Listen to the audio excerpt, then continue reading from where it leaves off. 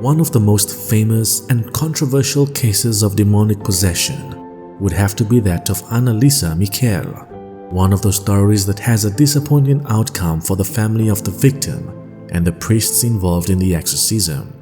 It was in 2005 that a film based on the true story of Anneliese was released. But one thing that Hollywood and the media never share is the deeper meaning behind this case of demonic possession. For many, they view the case as being a good horror story for the screens, while others see it as a controversy between religion and science. But the story touches more deeply on the Catholic faith, the Church today, and the importance of suffering and sacrifice, sharing a close connection with the Fatima message.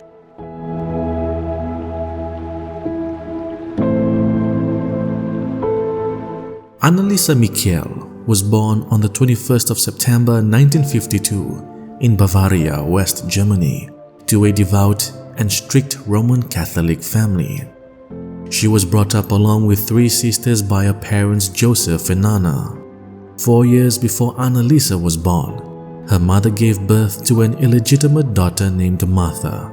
As a result, her mother suffered great shame and was forced to wear a black veil on her wedding day. When Anneliese was a child, her mother encouraged her to atone for the sins of illegitimacy through fervent devotion. When Anneliese's sister Martha died at the age of 8 during an operation to remove a tumor, this likely only increased Anneliese's desire to do penance for her mother.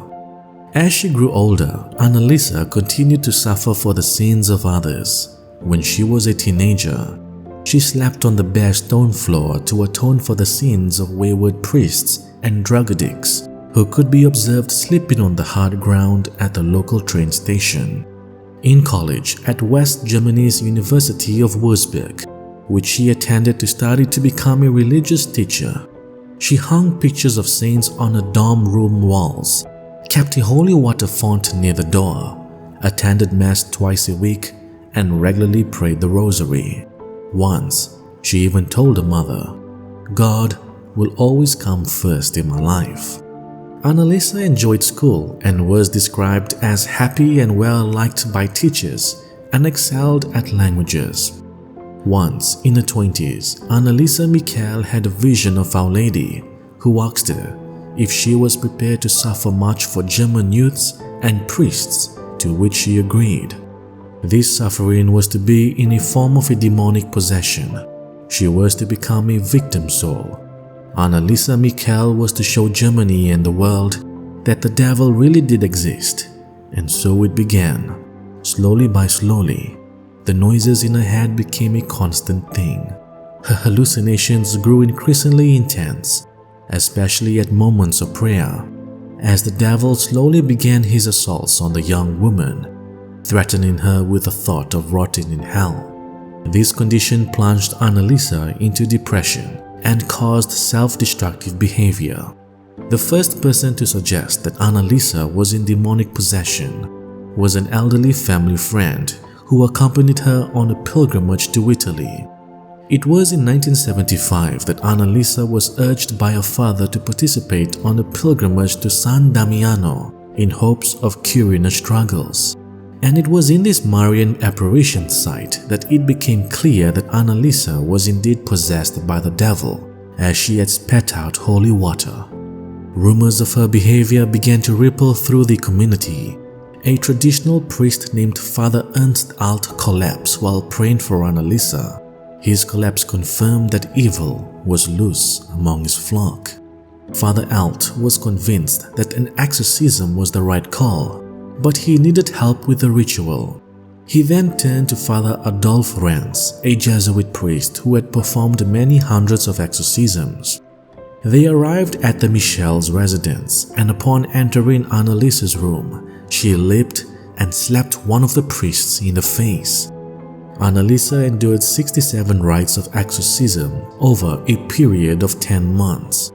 The ligaments in her knees ruptured due to the 600 genuflections that she performed obsessively during each exorcism session. Father Adolf Renz and Father Ernst recorded the sessions on 43 tape cassettes.